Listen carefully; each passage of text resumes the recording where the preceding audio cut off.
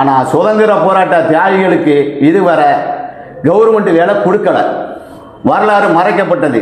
போராட்டத்தில் முழுமையாக இருந்தது பூராமே கொண்ட மறவர்கள் தான். மறவர்களுடைய இது இன்னும் நிறைய பேர் இருக்காங்க, நிறைய பேர் பட்டயத்தோடு இருக்காங்க. வெளியே காட்ட முடியாமல் இது எதுக்கு நமக்கு வேணுமா தேவையான்ட்டு இப்படி ஒரு சூழ்நிலைகள் வரும்போது நாங்கள் இதை வெளியே காட்டக்கூடிய சூழ்நிலையில் இருக்கேன். திரு ஜான் பாண்டியன் அவர்கள் எல்லா மக்களோடைய சமத்துவமாக இருந்து அவர் இதுவரைக்கும் எந்த பிரச்சனைகளுமே இல்லாமல் போயிட்டுருக்கு.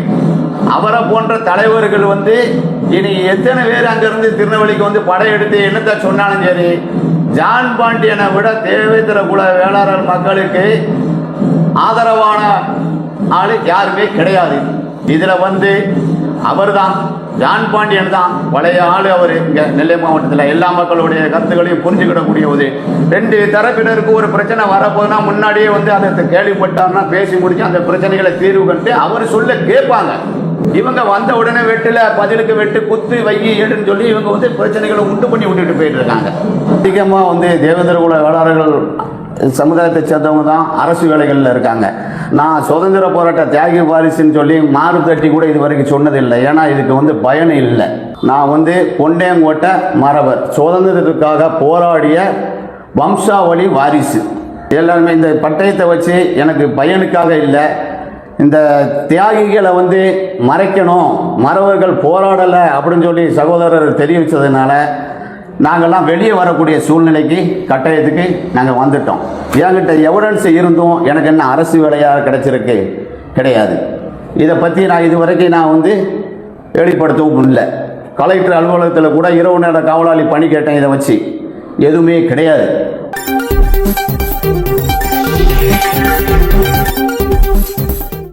அதாவது ஒரு 4-5 தினங்களுக்கு முன்பு திருநெல்வேலி சந்திப்பில் காமராஜர் சிலை அருகே செந்தில் மல்லர் என்பவர் நேதாஜி சுபாஷ் சந்திரபோஸை பற்றியும் முத்துராமலிங்க தேவரை பற்றியும் கொண்டையங்கோட்டை மறவரை பற்றியும் அவதூறா பேசியிருப்பதாக தொடர்ந்து கலெக்டர் அவர்களுக்கும் திருநெல்வேலி காவல் கண்காணிப்பாளர் அவர்களுக்கும் போலீஸ் கமிஷனர் அவர்களுக்கும் உங்கள் சமுதாயத்தை சேர்ந்த நபர்கள் இயக்கங்கள் தொடர்ந்து அவரை கைது செய்யணும்னு சொல்லி கம்ப்ளைண்ட் பண்ணிட்டு வராங்க. இந்த தருணத்தில் நீங்கள் உங்கள்கிட்ட நான் கொண்டையங்கோட்டன் மறவருக்குள்ள ப்ரூஃப் இருக்குது, அதான் ஆதாரம் இருக்குது, நாங்கள் தான் சுதந்திர போராட்டத்திற்காக பாடுபட்டவர்கள் என்று சொல்லி ஆதாரம் இருக்கிறதா என்னை கூட்டு பேட்டி கொடுக்குன்னு சொன்னீங்க. உங்கள்கிட்ட என்ன ஆதாரம் இருக்குது? கொண்டையங்கோட்டன் மறவர்கள் சுதந்திர போராட்டத்தில் என்ன பங்கு பெற்றார்கள்? வெற்றிவேல் வீரவேல் வணக்கம்.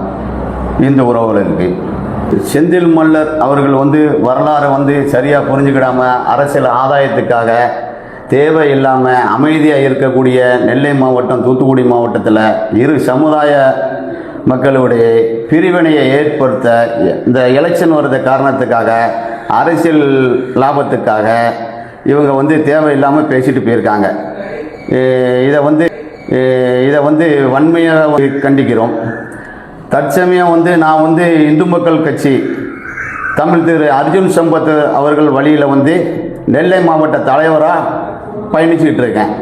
இந்த அமைப்பில் நான் இருக்கிறதுக்கும் காரணம் என்னென்னா, இந்த அமைப்பில் ஜாதி சொல்லாதே, ஜாதி கேட்காதே, ஜாதி பேசாதே, இந்த ஒரு அமைப்பில் தான் இதில் மக்களாக நாங்கள் இணைஞ்சி பயணிச்சுக்கிட்டு இருக்கோம். இப்போதைக்கு திருநெல்வேலியில் எந்த ஒரு இதுவுமே கிடையாது. இவர் வந்தார், இங்கே ஒரு 2 கொலையும் நடந்து போச்சு. இவர் போன்றவங்க இங்கே வராமல் இருக்கிறதுக்கு தமிழக அரசு காவல்துறை இது போன்றவங்க இன்னும் இருக்காங்க, இன்னும் 2-3 பேர் இருக்காங்க. அவங்கெல்லாம் வந்துட்டு போனாலே இந்த மாதிரி நடந்துகிட்ருக்கு.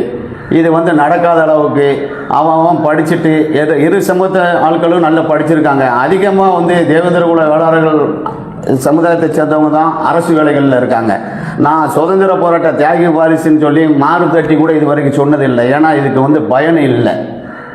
நான் கொண்டையங்கோட்டை மறவர், சுதந்திரத்துக்காக போராடிய வம்சாவளி வாரிசு.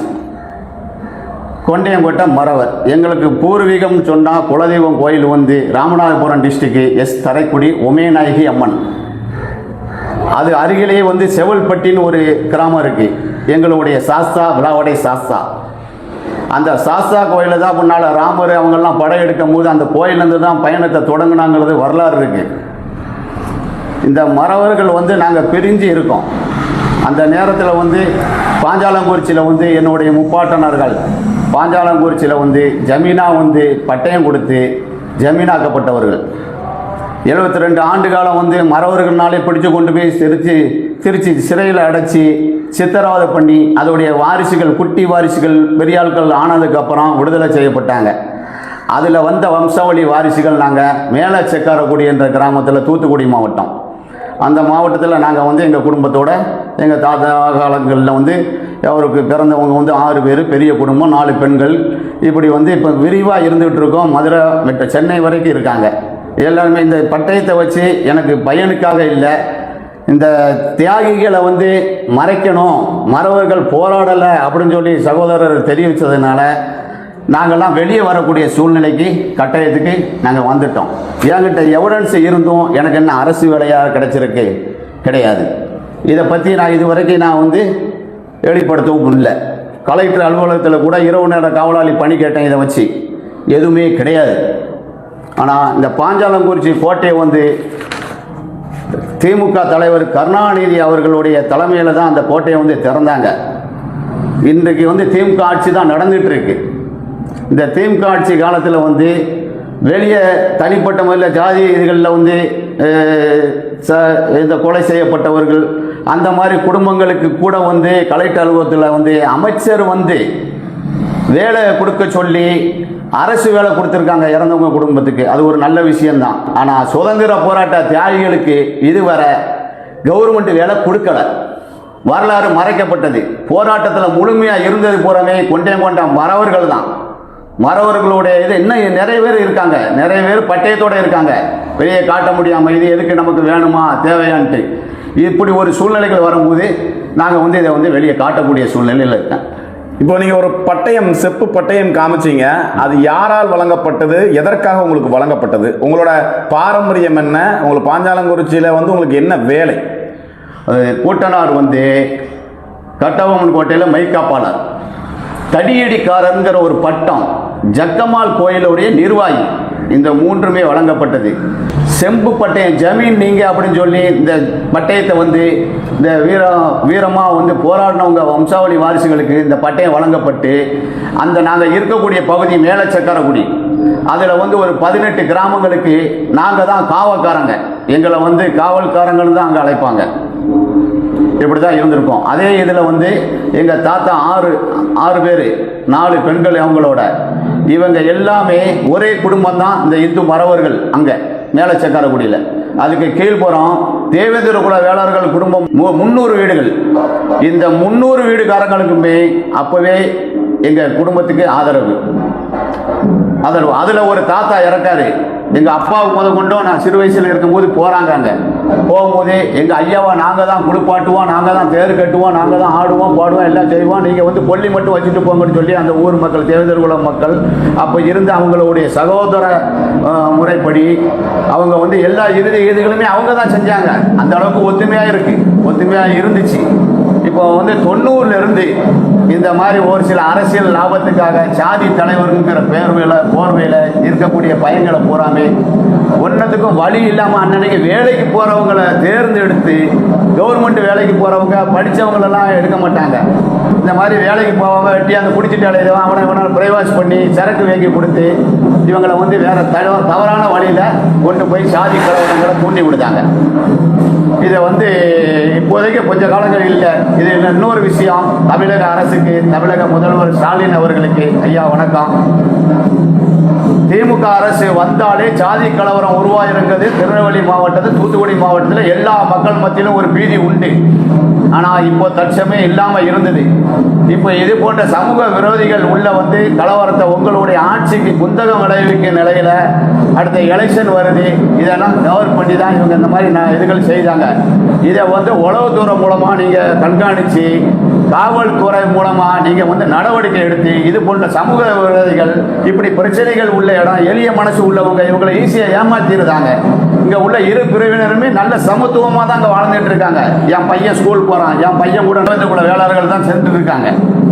அவ்வளோ ஃப்ரெண்ட்ஷிப்பாக இருக்காங்க. இதை வந்து சீர்குலைச்சிக்கிட்டு இந்த மாதிரி சமூகங்கள் உள்ளே வந்துட்டு இருக்காங்க. இவங்களை வந்து தடுத்து நிறுத்த வேண்டும். அவர் வந்து மறவர்களை பேச போய் தான் நான் இப்போதைக்கு நான் வந்து உங்கள்கிட்ட வந்து நான் பேசுகிறேன். இல்லைன்னா இதுவும் பேசுறதுக்கு இல்லை.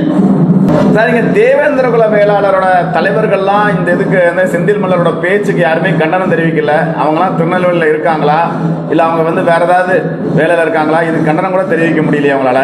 நீங்க என்ன நினைக்கிறீங்க அதை பத்தி? தேவேந்திர குல வேளாளர் மக்களை வந்து எனக்கு விவரம் தெரிஞ்சு அரவணைச்சு எந்த ஒரு சமூக பிரிவினையும் இல்லாமல் வழி நடத்திக்கிட்டு இருக்கக்கூடிய ஒரு மாபெரும் தலைவர் இங்கே இருக்கார் நெல்லையில், திரு ஜான் பாண்டியன் அவர்கள். திரு ஜான் பாண்டியன் அவர்கள் வந்து எல்லா மக்களோடையும் சமத்துவமாக இருந்து அவர் இதுவரைக்கும் எந்த பிரச்சனைகளுமே இல்லாமல் போயிட்டு இருக்கு. அவரை போன்ற தலைவர்கள் வந்து இனி எத்தனை பேர் அங்கிருந்து திருநெல்வேலிக்கு வந்து படையெடுத்து என்னத்தை சொன்னாலும் சரி, ஜான் பாண்டியனை விட தேவேந்திர குல வேளாளர் மக்களுக்கு ஆதரவான ஆளு யாருமே கிடையாது. அவருமே அவருடைய பதிவில் கண்டனத்தை தெரிவிச்சுட்டு இருக்காங்க. இப்படி எனக்கு தெரிஞ்சு வந்து அவர் தான் தெரிவிக்கணும். இந்த மண்ணுக்கு சொந்தக்காரர் அவர் இருக்கும்போது இப்படி வந்து பேசிட்டு போறது அவருக்கு தான் அவமானம். அதனால வந்து அவர் தான் அதை வந்து பேசிக்கிடணும். மற்றவங்கலாம் சிறு வயசுல உள்ளவங்க இதெல்லாம் வந்து இப்போ வந்து ஒவ்வொருத்தரும் ஒரு அமைப்பை வச்சுக்கிட்டு பிரிவினையை தான் உண்டு பண்ணுதாங்களே தவிர இவங்க வந்து சமத்துவமாக வாழறதுக்குள்ள இலக்கணமே கிடையாது. அவங்க குடும்பம் நல்லா இருக்கணும், இந்த மக்களை வாழாக்கிடணும். இந்த மாதிரி ஒரு சூழ்நிலையில தான் இப்போ உள்ள ஆட்கள்லாம் இருக்காங்க. இதில் வந்து அவர் தான் ஜான் பாண்டியன் தான் பழைய ஆள். அவர் இங்கே நெல்லை மாவட்டத்தில் எல்லா மக்களுடைய கருத்துக்களையும் புரிஞ்சுக்கிடக்கூடியது. ரெண்டு தரப்பினருக்கு ஒரு பிரச்சனை வரப்போதுனா முன்னாடியே வந்து அதை கேள்விப்பட்டார்னா பேசி முடிச்சு அந்த பிரச்சனைகளை தீர்வு கண்டு அவர் சொல்ல கேட்பாங்க. இவங்க வந்த உடனே வெட்டில பதிலுக்கு வெட்டு குத்து வைகி எடுன்னு சொல்லி இவங்க வந்து பிரச்சனைகளை உண்டு பண்ணி விட்டுட்டு போயிட்டு இருக்காங்க. நெல்லை மாவட்டத்தில் வந்து இது போன்றவங்க வந்து பேசிட்டு போனாங்கன்னா அதில் வந்து தலைக்குனிவு வந்து ஜான் பாண்டியன் அவர்களுக்கு தான். அவங்க தான் முன்னெடுத்து பேசணுமே தவிர எங்களுக்கெல்லாம் நமக்கெல்லாம் எனக்கெல்லாம் வேலையே கொடுக்கக்கூடாது. ஆனால் அவருக்கு வரலாறு தெரியும். கொண்ட மறவர்கள் பயணிச்சாங்க, போரில் அதிகமாக பயணிச்சுட்டாருங்கிறதெல்லாம் வரலாறு அவர் படித்தாலும் அவங்க படிச்சிருப்பாங்க, அவங்களுக்கு தெரியும். அது அவங்களே பேசட்டும்.